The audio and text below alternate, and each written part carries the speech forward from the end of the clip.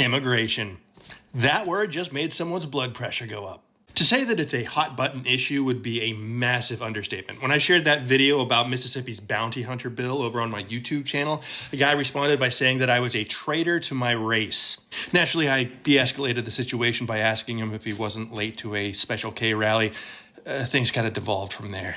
The point is, everybody is arguing about it, but how many people actually understand it? The issue is that there's a lot of people that just like to say, just be legal, but they don't really look into what being legal actually entails.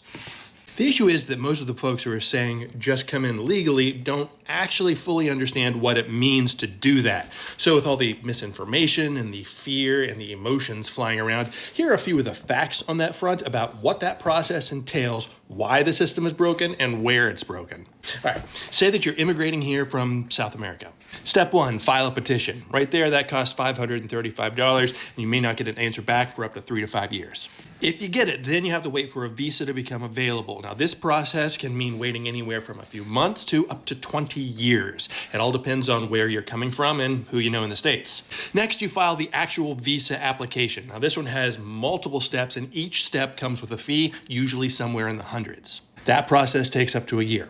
Step 4, you finally get to travel to America, but you do so with a temporary green card. And that green card costs you $200 and it takes about 3 months to come in. Now you can legally work here, but you're still not a citizen. In order to do that, you have to wait at least 3 years if you're married to somebody here in the States, or 5 years if you're not married to someone here. You have to take a civics exam, prove that you can speak English, show that you're of good moral fortitude, whatever that means. And this whole part costs about $700. And that's only if they take your fingerprints once.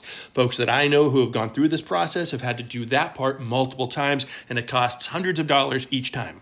So that time frame of coming here legally can vary quite a bit. It can range from just a few years to well over a decade, and the problem is getting worse. Because our immigration courts are so understaffed and underfunded, our backlog of cases has tripled in recent years, and we currently have a backlog of over 3.6 million immigration cases. And for many families, that time frame just isn't doable. They have that ticking clock of either starvation or persecution, making every single day questionable. As for the cost, by the time you get to the end, best case scenario, you've spent about $2,400. That's not including travel or legal fees. But a lot of people are traveling with a family, so you have to times that amount by however many members of the family you have. To get a family of 5 here legally, you're looking at a cost of over $12,000. Now, some of you may be thinking, okay, $12,000, that's a lot, but that's not too bad. Well, it doesn't sound too bad to us as Americans with American dollars. But let's say again that you're immigrating here from a place like Venezuela. In Venezuela, the average monthly salary is closer to $200 to $250, and most folks earn a whole lot less, closer to $50 US a month. Basic necessities are going to eat most of that, so on a good year, you're going to be able to save maybe 10 to 20% of that, probably a whole lot less. Or a father saving to get your family of 5 here to America legally, and you're able to save $50 a month, it's still going to take 20 years before you can afford that legal process. If he's only able to save $15 a month, that process would take 70 years. But if they're able to work here instead of in Venezuela, they can make that amount of money in under 2 years and not starve in the process. So you can see why that might be a much more attractive option. So, okay, step back for a second. There's many of you that are probably saying, all right, I get the hardship, I get that they're suffering, but them being here hurts us economically. Not so fast. In 2022, undocumented immigrants alone paid almost $100 billion in federal taxes. $12 billion of that went into the Social Security fund, which they aren't even allowed to touch.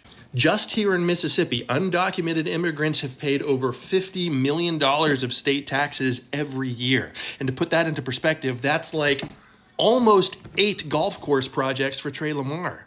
Well, okay, you say now, but there's more to this than just the money. What about our elections? What about all those immigrants who are trying to vote? Turns out, that's not actually happening. One report found in 2016, out of 23.5 million votes that were cast, only 30 were suspected to have been cast by non-citizens. And it also doesn't specify which country these non-citizens came from. Maybe it was Mexico. More likely it was someone from Canada or Russia or Great Britain. Between the years 2003 and 2023, the Heritage Foundation could only find 24 cases where a non-citizen tried to vote. Georgia recently did an audit, and they found out of 8.2 million registered voters there, only 20 non-citizens had attempted to register, and of those 20, only 9 attempted to vote. Ohio tracked this for 10 years, and in that whole time, only 9 non-citizens tried to vote. In other words, it simply doesn't happen. It's a boogeyman invented by politicians in order to scare you into voting for them. Okay, fine, you say. Enough about that. What about crime? What about our safety? And sure, yes, there are criminals who cross the border. There are gangs. There is trafficking. But 2 things. 1, if we weren't buying that stuff, they wouldn't be bringing it here to sell that stuff. And number 2, us American citizens are twice as dangerous. Texas, the poster child for illegal border crossings, did a 6-year study, and the results dropped just a couple months ago. And the results of that report are very different than what some news outlets and a lot of politicians are saying. For crimes such as drug offenses, undocumented immigrants were less than half as likely to commit those crimes as their U.S. citizen counterparts. They saw the exact same story with violent crime, with U.S. citizens being twice as likely to commit them. And across the entire study, year to year, they did not see crime by undocumented immigrants rise in any category.